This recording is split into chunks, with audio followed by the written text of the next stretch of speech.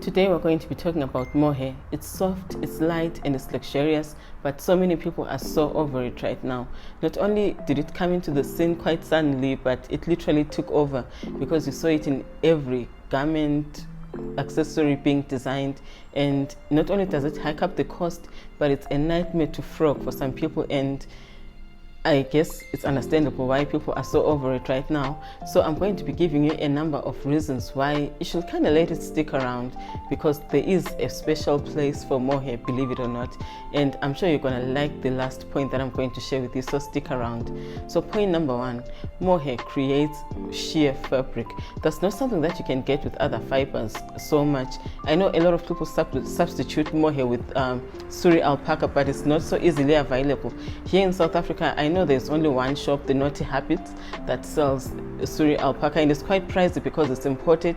So not only is it so expensive, but it's not so easily accessible for a lot of knitters. So let's go back to talking about mohair. Let's look at the swatch here.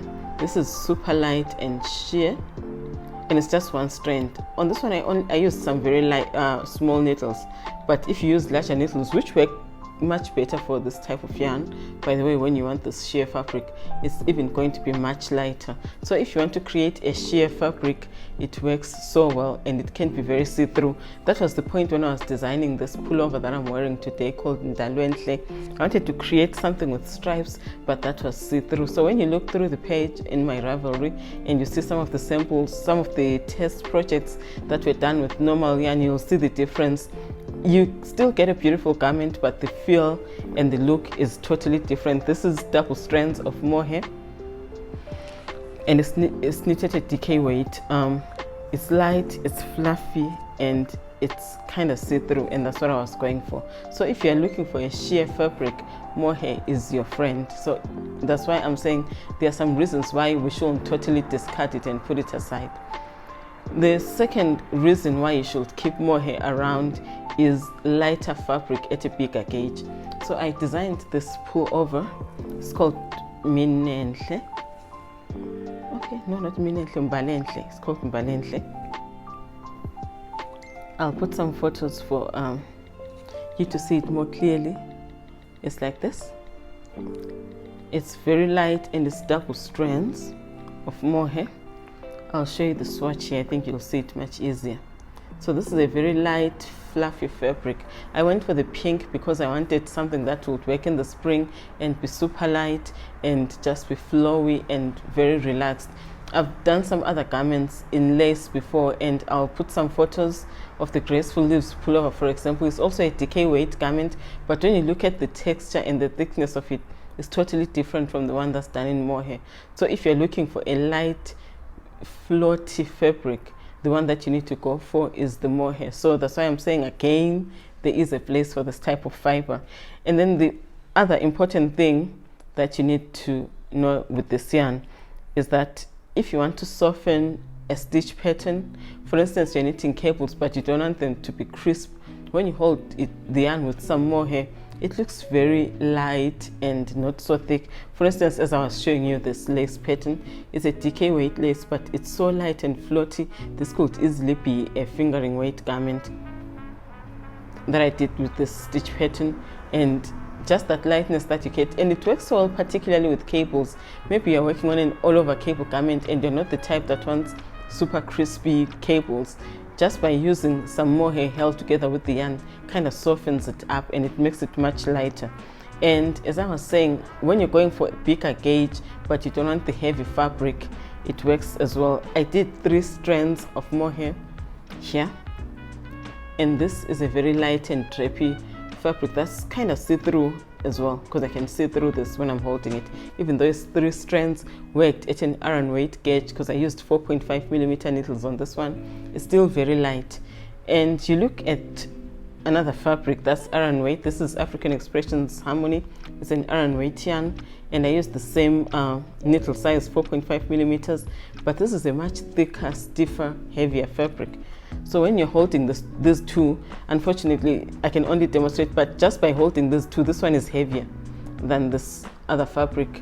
So if you are looking for that, maybe you want to do a chunky weight sweater but you don't want the chunkiness of the yarn, you can hold maybe a decay weight and a mohair, or a decay weight and 2 strands of mohair to get chunky weight.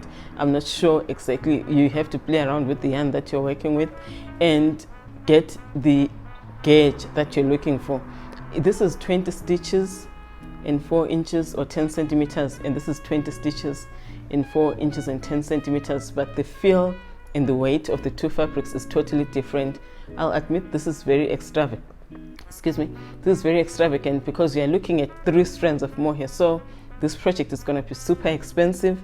But if that's the product or the result that you're looking for and you want to make it either way and you are not focusing on the budget for your project, this will be ideal for you to try it out. So I've given you 3 points so far. I don't know if you remember them, but number 1 was the sheer fabric, number 2 was knitting at a larger gauge, and number 3 was softening up the stitch pattern, like lace or cables or even some textured stitches. You can soften them up with your mohair. So the last one that I'm most exciting about is creating new colors. So when you're knitting with mohair held with another yarn, you can create amazing colors. Let me show you some examples that I did. So I had this mohair yarn that's hand dyed, multicolored, totally beautiful color, and I was knitting it with this brown yarn from Cowgirl Blues. I think the color is sable. So when you look at these two, this is a very simple plain yarn, but what if you want to make it more exciting and you want to give it more color? You combine these two, this is what you come up with. You come up with this fabric here. It's beautiful. And one thing that makes mohair special when you're actually holding the 2 strands together, and usually when it's different colors and coming up with a new color, the thing with mohair is that it doesn't give you that mild fabric that you would get if you're knitting some regular yarn strands held together. But it somehow blends and fits in the empty spaces, and it doesn't look mild at all. It just creates this new color and blends together as if you're working with a single strand of yarn. So that's one special property, and I loved working on this and seeing how the 2 yarns blend.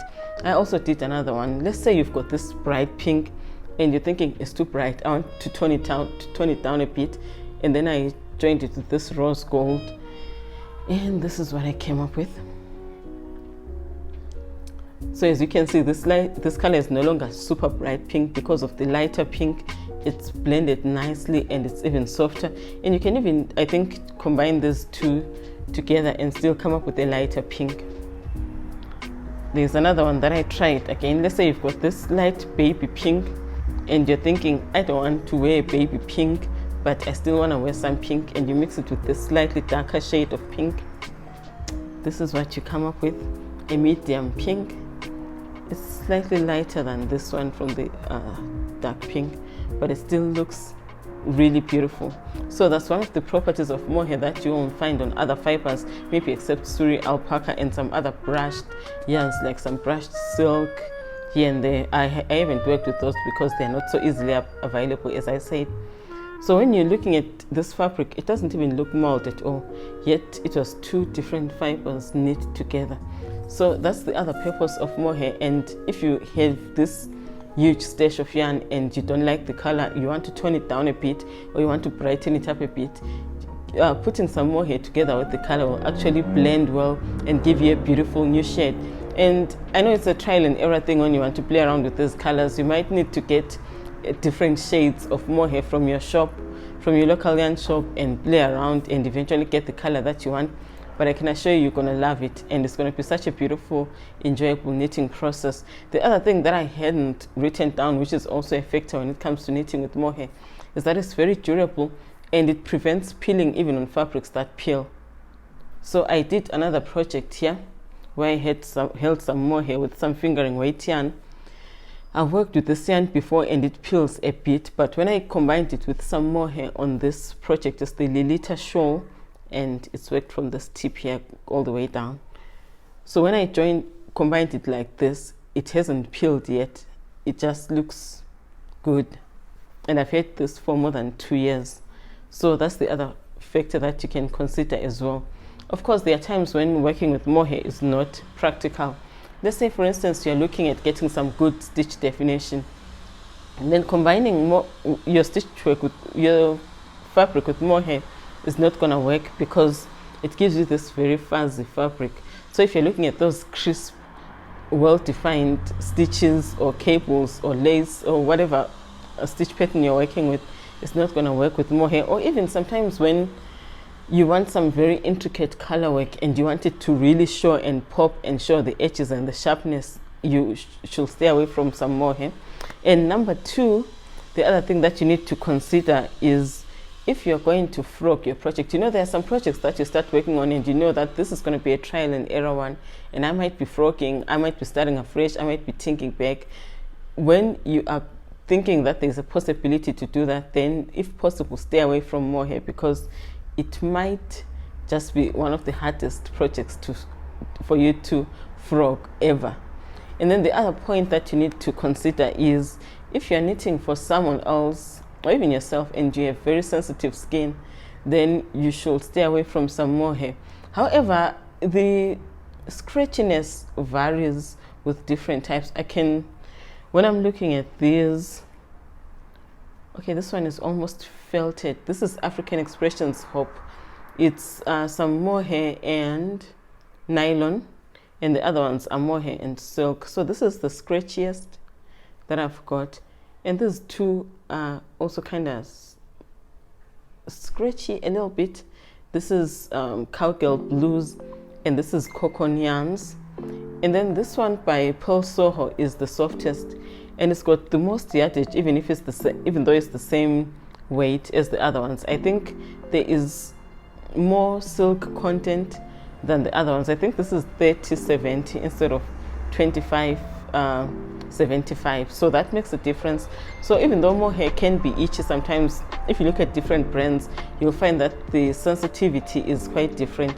This is super soft compared to the other ones that I just held up right now, so that can also help you to determine which one to work with. But if you've got sensitive skin, it will be wiser not to work with mohair. And then the last point is if you're trying to stick to a budget and you want to create low budget projects, it's wise to avoid using mohair, because of course it's cheaper to buy a DK weight yarn than to get a fingering and a mohair, or to use 2 strands of mohair like I did here, or maybe to use 3 like I did on the swatch here to get an Aran weight yarn. So if you're working on a stricter budget, it's probably not so wise to do it. You can maybe do a mohair project when you're splurging and you're treating yourself to some beautiful yarn. That's perfect then. But the last thing I want to share with you that I discovered when I was doing my research on this project is that South Africa is the largest mohair producer in the world, and I kind of knew that. I thought it was the second one somehow. I don't know why, but I knew that we produced a lot of mohair here. But I was shocked to realize that over 50% of mohair comes from South Africa, and it comes from the Eastern Cape in Bebeha, which is formerly known as Port Elizabeth. So the farms there were established in the 1800s, and they've worked so hard to develop their practices, and they offer sustainable production systems, and it's a great export for the South African industry. So when I was researching, I learned that 95% of the mohair that is produced here is actually exported. So we're only left with 5% of the mohair. I hope we're putting it to good use in South Africa. So when I was reading this, I realized that, you know what, I need to support this industry and our local farmers and start using it a little bit more. I've used it on only 3 projects, but I can assure you I'll only use it when it's necessary. And as I mentioned, I would like to try to incorporate it a bit more in my projects, because it's a locally produced yarn, and it will be great to support local farmers and our rich textile heritage here in South Africa. Thank you so much for joining me. See you next time.